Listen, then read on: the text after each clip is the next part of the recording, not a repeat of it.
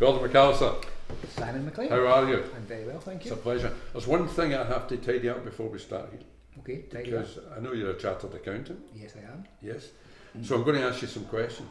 I need to know how much they cost, because the only time I've ever spoke to an accountant, I only asked them one question and they charged me about 300 quid. So can we clarify that? Usually charge like the Gordon Highlanders. Badly. Yes, very aggressive, very expensive. I'm not sure whether I should caution you either at common law that you're not obliged to say anything. I'm a bit worried about this interview. I'll tell you why I'm worried, Gordon. Firstly, why the 64? That's fascinating. Well, Everybody else has got 9 or 11 or 5. Well, I have two football teams, Melchester Rovers and Rangers. Right. And Melchester Rovers, as we all know, were the first British team to win the European Cup Yes. in 1964.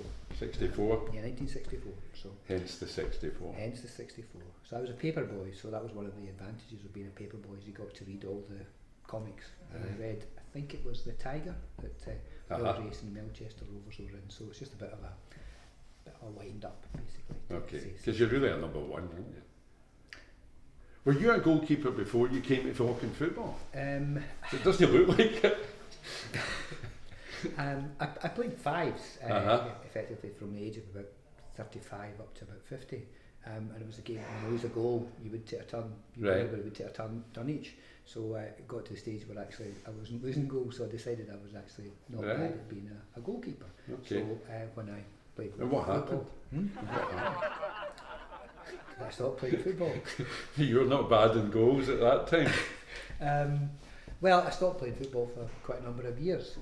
Effectively, I had cancer in 2002. All right. So that set things back a little bit, and I didn't know anything about walking football then. But when I got to know about walking football, How long have you been involved? in walking football? Mm-hmm. Last 5-6 years. Right, from the beginning in Scotland, really? Pretty much. The organisation I work with ran a series of walking programmes. Who was that? Walking hockey. Active Stirling, Right. effectively the equivalent of Glasgow Life in Okay. Stirling. So we ran walking hockey, walking netball. basketball, walking netball, Yeah. effectively, and also walking football. So I played the walking football. Initially I went along and I thought, don't really think this is for me. Why? I had this perception it was actually for people who were not actually able to play football at all. Right. It was very slow paced, almost like pedestrian football. Yeah, that was your perception. That was the perception, the yes. expectation, yes. But I was encouraged, one of our trustees, former trustees, actually encouraged me to go along and at least watch a session. So that's what I did, and effectively halfway through I had, by coincidence, taken my kit along, so I found myself playing, and at the end of the session they said some of the guys were complaining, the new guys running all the time. So That was you. that was me, unfortunately. So that's the thing I found most difficult. I think a lot of people find it very difficult. At the start, At the start is not to run. Actually, your natural body movement, the way you play football, Well, you'll run. I had the opposite experience because I'd had a heart attack and I was doing my rehab in Bellahouston. And I don't know if anybody can relate to this, but when you've had a heart attack, they say to you, go for a walk each day, and the first few days walk for a minute. Yeah. And then the next day try 2 minutes. And you think, give us peace, for goodness sake. Well, they were absolutely right. A minute was pushing it. And then I had to get up the stairs in stages. So when I discovered walking football, I could hardly walk the length of the gym. So it was perfect for me that I could still get a wee kick of the ball. I was walking about a wee bit, but I wasn't even having to exert myself. And I was getting the exercise without thinking I was exercising, which is the key to the whole thing, because the gym is so boring for me, or swimming lengths up and down. So that level was there for somebody that could hardly walk. And now the problem is stopping people from running, like when you started.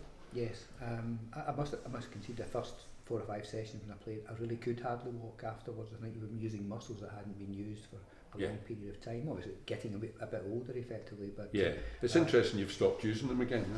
Yes, that's very true. There's something I really need to clear up with you, because the boys ask me this all the time. The question they ask me is, who does Gordon play for? Because when I met you, you played for Giffnock. Yep. You've already said that you play with Stirling, yes. Those boys through there. You've got a Pollok top on today, yes. which is interesting. And well, you just play for them, they'll give you Alloa. a game basically. It's Alloa as well. yeah. And was not an Ayrshire team involved in there recently as well? There was a rumour that Ayr United were looking for a goalkeeper for a competition, and my name was put forward for some reason, but unfortunately, fortunately for them, they managed to get someone from Ayr to represent them. So I need to ask you this: are you just a slut? Is there money involved? Well, I like to do the research on. I get a lot out of walking football, clearly, and I like to do the research. I like to look at the different sessions, take part in different sessions, how different people do, how people coach or don't coach effectively. Some of the. Is this just fun, or is the truth that none of them can put up with you, and you have to find a new team pretty quickly? Probably truth somewhere in the middle, effectively. Yes. Yeah. So who's your team? My main football. Your walking football team. My walking football team and my football team. Careful with your answers. I know who your team is. Gosh, it's a choice. It's a choice. You're sitting there with a Pollok top on. I don't have a Giffnock top. Because they get rid of you. No, the Giffnock's the timing of the. If you had to pin your flag to a mast, Gordon, who would it be? You said you wouldn't do this to me. Did I? You did. I'm a liar. I really am. That's the coaching me. I don't remember that. As I'm wearing a Pollok I'll let you think about it then. You can answer at the I'm end. Wearing a Pollok top, I think I have to say my team sitting here. Stirling. Yeah, because you might end up spending your new year locked in here. There's a very real possibility of that thing. Gordon, where are you from originally? I was born in Duke Street Hospital, right. And moved very shortly thereafter to the family single end in Wesleyan Street, which is just off the Gallowgate. Oh yes, you're an East End boy. Yes, and when the family became too big for a single end, including the coal bunker, which I remember was in this one room, it was my mum and dad, my sister and myself, and with my younger brother on the way, so we moved out to... They took you with them? They took me with... I thought maybe you were getting farmed out to different families, and that's where this trait arose. No, not at all. I've always had the same family, and we moved out to Easterhouse, where I spent my... We should be new then. Brand new, yes, brand new, and I even saw some of the schools being built effectively. So and that was fine because initially when the pupils, the schools weren't built, they were actually bussed away to other areas in Glasgow. Because Easterhouse didn't have enough schools initially. Is not initially. Some of the schools were still being built. Some of the roads were still being built. Right. And, that new. Yeah, pretty much. This was 1960 or 1961. Okay, and what school did you go to? Loch End Secondary. Well, Bishop Loch Primary and then Loch End Secondary. All right, yeah, refereed up there. And where did Rangers come from? Is that a family inheritance? It's very much a family. My grandfather certainly was, and his brothers all supported Rangers. My father and his brother, my uncle, supported Rangers. And you were taken along. What yes. age did you start going to Ibrox? First game was the 1962 Scottish Cup final, Rangers 2, St Mirren 0. And followed the club ever since. You told me before that you were there on the tragedy, the Ibrox disaster. I was there on that dreadful day, anniversary of which is coming up next week. In actual fact. So. And were you at that end of the park? I came down that stairway. Stairway 13? Stairway 13. Must have been on the left-hand side of the stairway because most of the crushing was on the right-hand side, so I was completely oblivious to what had happened on that day. Until so you didn't know anything about it until you got home? Nothing at all. Because I had a friend that was there as well, and he was the same. His phone at home was going mad. We didn't have mobiles in those days, obviously. Yeah. People asking if he was okay, because that's where he went. But a lot of people got out and knew nothing about it at all, and were shocked when they got home. Well, we heard the noise of the goal, the last-minute goal. Well, we heard the noise, but after the game had finished, we heard the noises. I was sitting in my dad's car, we heard the noises of what seemed like police sirens, so we thought there had been some trouble. Right. But it was actually ambulances making their way to the ground. What age were you, Gordon? 1971, I would have been 16. Right. That's the year Partick Thistle won the League Cup as well. I just started getting it in there, in case I've never mentioned it before. I think Melchester Rovers also won the European Cup in this cup that year. They were building up to win the European British Cup. Club to have won both. They won that, 164. Yeah, the first British club to have won both trophies. Right. What a team. What a team. Oh, absolutely. Wish I'd supported them instead of Thistle. It's comic book stuff. So, university? I did a 5-year indenture as a chartered accountant, but that included an academic year at Glasgow University. What's an indenture? Were you going work for an accountancy firm? Yes, you were. Right. It was apprentice. An apprentice, a CA apprentice, which they stopped doing for about 20 years, and they started doing CA apprentices. Well, that's the same with all apprenticeships, isn't it? It was discarded.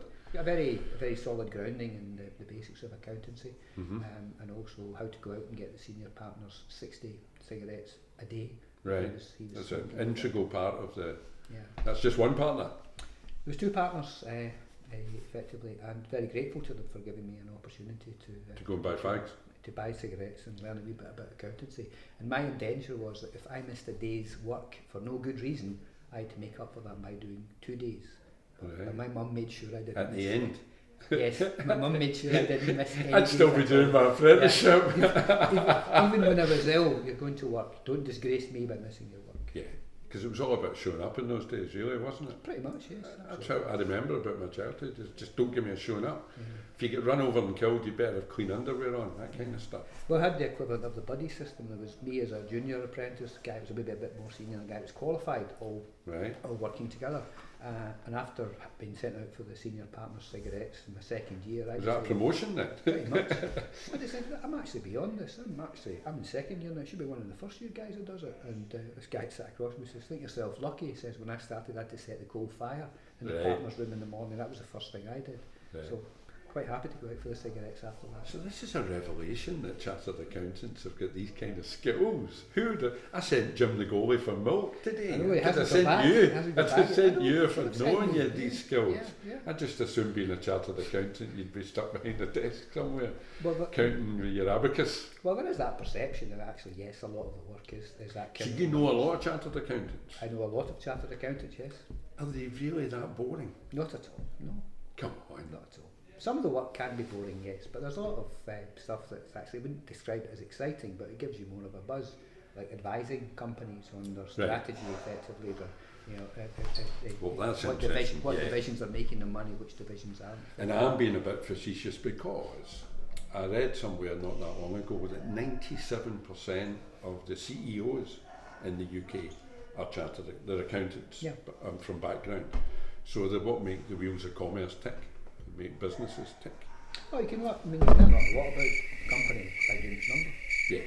And you can learn how to run a company, and you can also learn how not to run a company as well. But it's always very dangerous. Personal view is that effectively, in a lot of cases, accountants are running companies whereas they shouldn't be running them. They should maybe be part of the team that's running, but maybe top of the tree. Yeah. The interesting thing with your accountancy background, your accounting, is that that's good for the amount of teams that you play for, to keep track of them. I take it you've got a spreadsheet. I do, yes. And for counting the goals that are bang past you as well. I don't need a spreadsheet for that. No, you don't. Just a row of zeros. So Walking Football, I should congratulate you because just before, earlier this month or last month, you became a trustee with Walking Football Scotland. That is correct. So congratulations, Gordon. Thank you very much. It's good recognition for all the work that you've been doing with Walking Football, with just about every team in Scotland. Well, that's part of the reason for me playing at so many sessions is the research. You've got an excuse now. No, it's the research to make sure that I felt I've got the right skills in order to try and... Spying, we would have called that back Spying in the day. Spying is another word for it, yes. That David Hyman's put you out there to see what's going on at David, Gary, Matt, Kevin, all the trustees are excellent people, put a lot of time and effort into... Are you the treasurer now for Walking Football Scotland? That is intended to be part of my role, yes. Will be good. Well, all the best with that. Thank you very much. You looking forward to it? Very much so, yeah. Where do you see Walking Football going now, Gordon? Because seriously, it's come so far in the last 5 years. Probably we're the fastest growing sport in the UK just now. That's what I've been told, yes. And that's part of our remit will be to ensure that we can maybe perhaps double the number of participants over the next 3 to 5 years. Very challenging to give any specific numbers, particularly in the middle of a pandemic. Yes. But the numbers have actually increased. The number of clubs have increased over the last couple of years. So we're about 3,500 participants in Scotland regularly. That we know of. That we know of. Databases can never be 100% accurate, particularly recently. And you will have people like myself that may be registered with 5 different clubs, so there's actually 200 players, really, in real life. Pretty much. Although there was a very good turnout today. I mean, dreadful weather between Christmas and New Year, and it's fantastic. 2 games going on side by side. It was really, really good. When I came out of the house this morning, the street lights came on in Giffnock because it was getting darker. It was almost like night time, and the heavens just opened. So to get nearly 30 of us there today is quite an achievement, really, isn't it, on a day like that? I mean, 30 people at £2 each, that's nearly £50, isn't it? It must be. I'll take your word for it, you're the expert. So, walking football, can I ask what age group you fall into then, Gordon? I'm 67. Right. So you've now evolved from the over 65s, you're now the over 60s. Life's just got a bit trickier. I'm probably at that difficult age between the over 60s and the over 70s. We're actually maybe getting towards the 70s group. Yeah. But, and it is a big challenge for me. I mean, I used to play over 50s, but I stopped playing over 50s. I found it was just too physical. The pace of the game, the speed of thought of some of the players, usually in the opposition, effectively, and the way they were hitting the ball meant that I felt it was not quite a liability to the team, but I felt perhaps because No, you were right the first time. because of normally playing in goals, effectively it was better to make way for a younger person. Do you prefer in goals? Because you do play out as well. Well, the problem is that as a utility player, I'm useless whatever position I play in effectively. Yeah. So, but I prefer to play up front, forward. Still a good feeling to score a goal at any level. But yeah, I suppose my preferred position would be goal. Is it a good feeling to score a goal? I think so, yeah. I'll need to try that sometime. See how I got on. Gordon, you mentioned that you had ill health. Hopefully that's all behind you now. Yes. Nearly 20 years now. Pretty much. One of the big things about walking football is that we advocate, as you well know, are the health benefits for people. I read a thing the other day, social prescribing. Have you heard that term at all? It was new to me. No. And basically it's instead of going to the doctor and saying, I need painkillers for this or that or the next thing, or I need sleeping tablets or I need whatever, the social prescribing is your doctor should be able to send you somewhere where you can get socialising, where you can get exercise, where you can get what you need. And I like to think that walking football's got something for everyone. So social prescribing, do you think that's a thing? Well, now that you've mentioned it, I'll do a bit more research on it. We'll speak to my colleagues in relation to what we do. Because it would be great if we could get the doctors or the health professionals to start referring people. Very, very much so. I think, because we're we're getting so much out of walking football, it's probably appropriate we should try and get more people to do that. And I would tend to think the health professionals are a group that can actually send people along to try walking football. I think there's a few people who are doing it, who are playing here. Effectively, one or two that I can think of specifically, and also at Stirling it was referrals in a lot of cases from Healthy Hearts came along. It was to try and go along, and our former chairman Gary had some heart problems as well.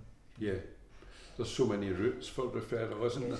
And basically what we've got is individuals like you and I know somebody, like I know a guy, Jerry Mitchell, who's a community nurse, and he'll send people along here, but it's only through personal contacts like that. It would be great if it was more formal than that we could... But we've still got to overturn some perceptions about walking football. Effectively, there's been some stuff on television, for example, that hasn't got a very good reflection on walking football. Some interviews have taken place, but it's almost seemed like it's a bunch of old men just going about Radio Scotland a couple of weeks ago was very disappointing. Things like that maybe arguably are not particularly helpful, but yes, I think in a lot of things... Well, when you get two old fat guys on a radio show talking about old fat guys playing football, it doesn't really do the whole image much good at all. But word of mouth is probably the best way of doing it. You can go the old chestnut, or effectively everybody brings along 2 players to play walking football, and you might find that at least one of them will stick it. Other ones say, well, it's not for me, I'm not going to do it. Or in an ideal world, they'll both do it. They can refer other people as well, and we'll go. Would you need to take 2 along to all your teams then? That could be tricky. You'd need to know 64 people. Probably, yes. I've got a big phone book, so I can a lot of contacts, so effectively I can persuade them to go. But I have to say, some people I spoke to, they've said, that's not for me, without even trying it. And okay, there's no real rule they can't do it. If it's not for you, don't want to do it. The trick is to try, and that's the word there, because I don't know anyone that's been along played for 10 minutes and said, no, I don't like it. Well, I've known some guys turn up, particularly earlier on in 2021, better weather, maybe hadn't played football for a long time, turn up, no warm-up, and then get injured after Yes, about 10 minutes. that's probably the most common. I'm trying not to laugh, but you think, well, it's actually so obvious is that you have to go to this pathway of not doing any exercise at all to then starting to play working Well, football. that's something I forgot about. I don't know if you're aware of this, but Glasgow Live have now put together a joining pack that everyone's going to get, no matter how long you've been playing football for.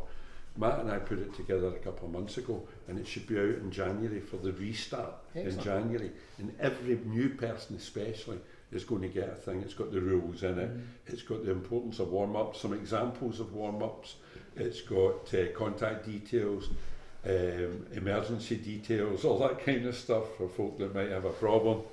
And you'll get 5 or 6 of those packs probably, one from each of your teams. I will treasure them. I will also read them, which actually it's a bit of a personal gripe, as you know, is that like a lot of people who play walking football don't actually familiarise themselves with the rules. And they're the kind of people I like. Yes. Yes, because they just accept the referee's decision. Of course they do. I've never made a decision you've agreed with Never. or have to debate. You want to set up a committee. I don't think I've ever played in a game that you've refereed where my team's won. Well, does that tell you something? It does. Yes. And that's every team you've ever played for. Pretty much. Yeah. Well, you should take the hint. Gordon, it's been a pleasure. Thank you. And next time I speak to you, it'll be in your capacity as treasurer of the Walking Football of Scotland. Yes. And maybe you can give us a wee sub. No. Thank you. No, thank you.